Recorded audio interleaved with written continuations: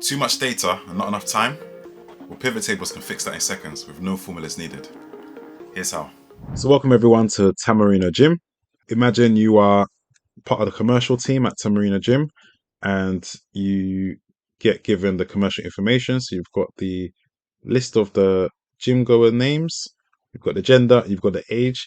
So manager asks what age groups have been signed up the most in the gym.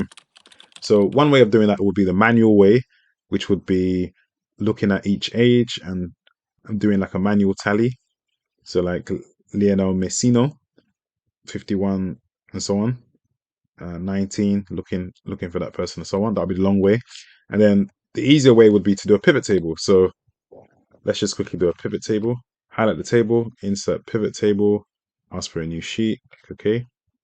When we're here, it will list the headings. So the headings here, it will list it on the top here in this pivot table fields.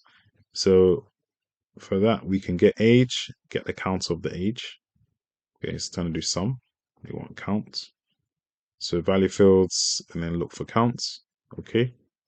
Then we can drag it down to rows as well. So what we have here is each age. So we know there's two people that are 18-year-olds, one person 55, and so on. What we can also do is bring in like a filter. So I can bring in, for example, gender into filter, and that's that. Incidentally, if you want to bring back that display, you can have a click it, or in the pivot table menu, this field list button, it can come back. This is the tally that we were talking about by age. So we got that by age.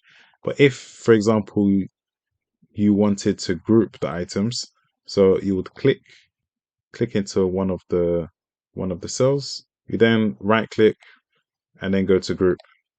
It will then bring up this box, and it basically allows you to select the range of what's in the column. So youngest is 18, oldest is 55. And I want to group it by, let's say, 5 years. So every 5 years will be grouped. So we click OK. So now we've got a more condensed view where we've got different age groups. So 82 is 2, 23, 27. What we can see here quite quickly is, so 48 to 52 is the most popular age group, followed by 30 to 42 and then 28 to 32. So very simple. You can see how quick that is to bring up. What we can also do is look at the top here, gender. So if we go to select multiple items, what we can do with this filter system is, basically filter for, so this will be just males. And then, if you wanted to just get just females, etc., or whatever you wanted to select. But you can also select all and get everything back. So that's a nice feature. Allows you to slice it up in a different way. What you can also do is, if we were to copy this over, so what you can actually do is multiple analysis as well. So let's say we wanted to copy this over.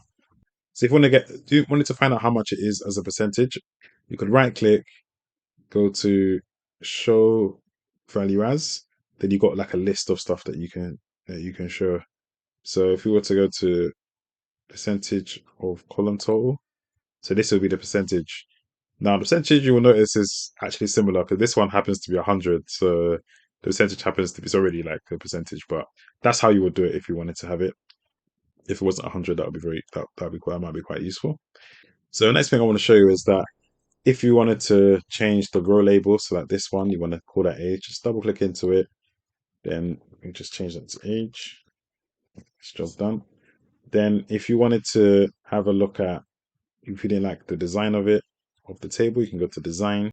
Whatever design suits your fancy, you can even just take that off completely. The other thing that I wanted to draw your attention to is in terms of when you highlight it, if you wanted to change the source, or if you want to have a look at what the source is, so pivot table, change source. So it allows you, this dialog box opens up, so it allows you to see what the source is, exactly what the range is. As you can see, pivot tables are a game changer that can save you hours of time. Hit that subscribe button for more, and I'll see you next time.